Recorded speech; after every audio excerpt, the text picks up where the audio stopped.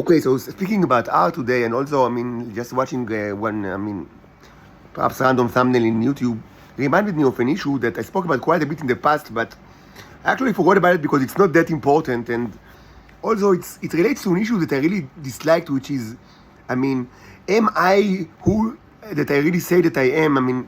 All these kind. It followed me for so long, and it's so stupid because I mean, it's like an endless struggle to prove that you are what you say that you are and not something else, but no one really cares, what you are and what you are not. It's like there's a question of when you say that you are the original or the clone, what does it even mean? Like, what does it mean, to you if I'm the original? And pretty quickly I understood that it means nothing for the Israelis. That there is, for the Israelis, it doesn't mean anything at all if I'm supposedly the original in any kind of like meaning of the word or the clone. They just want to say that I'm the clone because it's the derogatory. But there is no like intrinsic meaning to being like a clone or original. So I kind of like left it aside. But maybe I should speak about it like in 1 minute. It's not a new issue. I spoke about it in Twitter, maybe in YouTube as well. I don't remember. But I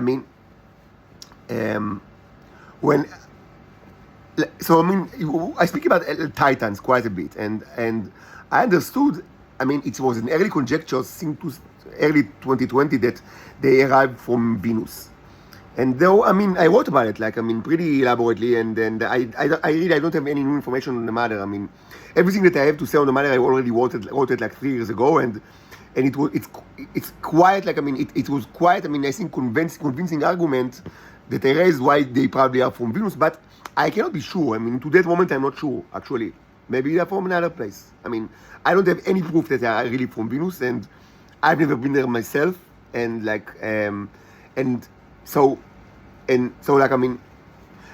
pretty certain, and I wrote about it. There is a conspiracy. Surrounding the Soviet Venera project, and I wrote all of it.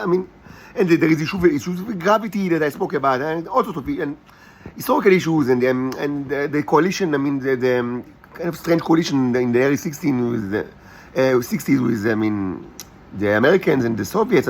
So all of this. I reading everything that I had on the issue, and I don't have any new information.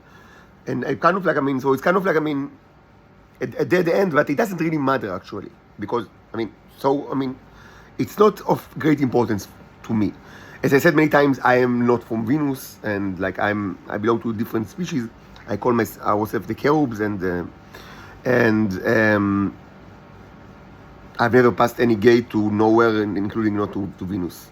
And I see myself as a person of Earth. I was born here, and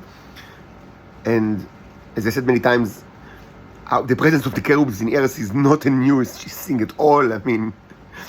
There is nothing new about our presence here. You might like it or not, but it's a fact for many years. Many years. If you are afraid of cultural, as I said many times, if some of you are afraid of cultural influence of the cherubs over the human culture, I say I understand your fear, but this train is kind of already left the station, because if you want to eliminate the influences of the cherubs on your culture, please give us back the Bible and the New Testament, the Ramayana, the Iliad, the Odyssey, and many more. And of course everything that was all the derivative works. Pretty much yes, everything so you it's impossible to separate the human culture of Earth, Homo sapiens, from cherub culture. It's impossible because they were here for so long, and so whether you like it or not, I've already discussed the issue of the Star Trek Prime Directives a long time ago, and these are not new issues, and I spoke about it quite a bit and even wrote about it. Just take it all. That's the fact. I'm not a visitor in Earth. This place, is mine more than it is yours, and accept it as a fact. The fact that it's one of the facts that humans do not want to accept, but maybe huge starships that are, I mean, in orbit around the Earth, flying it will help you to accept it. Maybe not, I don't know. Some of you are very stubborn, especially the Israelis. But I mean, let's get back to art. So one of, I mean, my like, so when I thought about like, I mean, aliens from Venus, I mean, so I thought about, I mean, okay, let's think, I mean, okay, there is a ton of conspiracy, but let's try to separate facts from like propaganda. I mean, there are things that are known about Venus for centuries, way before the probes and the Venera and maybe the Viking. I don't remember, or someone that belonged to Mars. I don't remember, or I don't remember. I mean, the American like probes that they were sent. Like, I mean, why it arrived on Venus like one day after Venera 3 or something. I don't remember all the details, but many centuries before that. I mean, there are some like established facts about Venus that you can actually like. I mean, that I would say that they are almost certainly true. I mean, and it cannot be fabricated because they predates. I mean, the superpowers that fabricated the conspiracy by a long time. And these two, at least two such facts, is first that it's covered by clouds. I mean, this was known even by Galileo. And the second is that it is peculiarly, I mean, the day is longer than the year. Like, it's got like a very slow spin, like over the axis. The spin over the axis is actually slower than the spin over, like, around the sun, which is peculiar, and I mean, it means that the nights are incredibly long and the days are incredibly long. So, I mean, when you think about like creatures that can live in such places, it doesn't really matter if they are biological or synthetic, and this is also, I mean, kind of like, I mean, like artificial, artificial, I would say, like definition, but let's not get into it. It's a huge subject. Again, I spoke about it in the past, in Twitter, in Facebook, in maybe YouTube as well.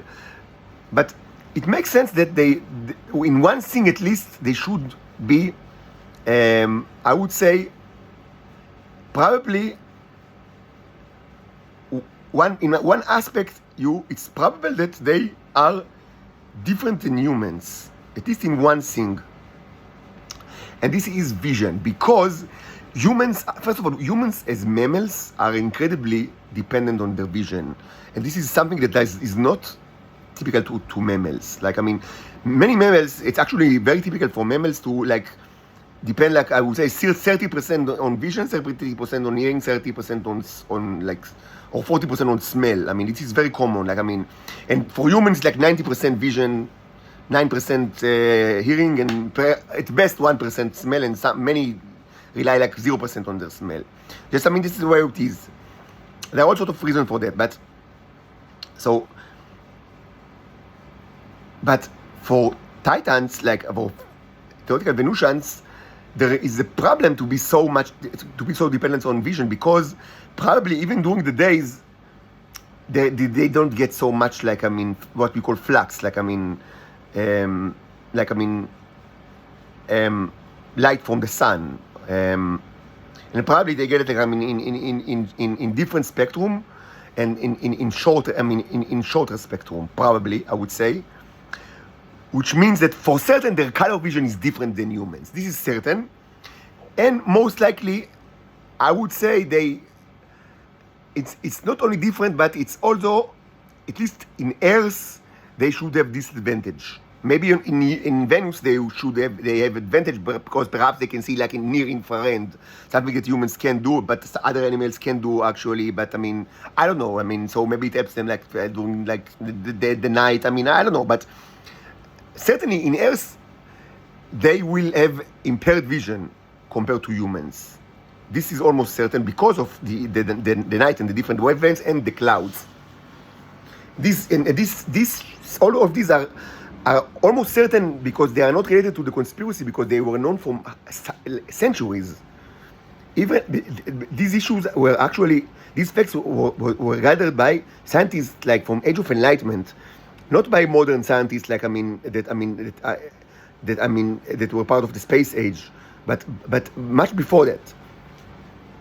So I would guess that they were not part of the conspiracy. That's my I almost certain that's a fact. And if this is actually true, I would say that this is kind of like another proof that I am not a Venusian, because it's manifestly true that my vision is I see the way humans on Earth see, and it's very easy to prove it. I see on the same wavelengths that humans like see. I mean, it's so true that it's one of the things that I don't really need to prove, because it's so manifestly true. I mean that and I'm sure that there are many tests that you can, like, how you can actually test it, but just this is biological proof that I'm not a Venusian, but something else. And also not Homo sapiens, as you can see just by the microscopic samples that I've experiment that I've conducted myself. So that in itself is a clear proof that there is another third species of aliens, which should not be that surprising, because if you know that there are two, from 2 to million, it's not a high jump. Like presumably from 1 to 2 is like a big leap of faith, or leap of accepting your place in the universe. But from 2 to million, it's not that big of a jump. So why should you be so surprised about the third one? But this kind of issue, the vision issue, could be a great proof that because I see the way humans see.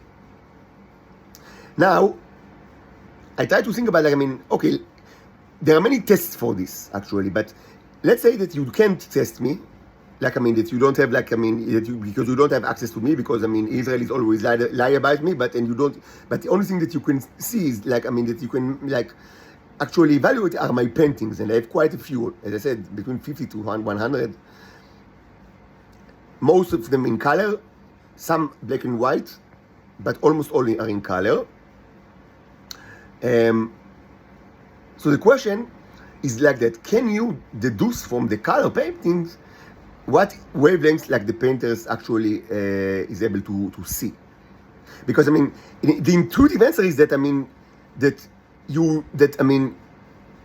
that probably you will actually be able to see right away that this is a human painter, or a painter with the human vision, which is the correct answer.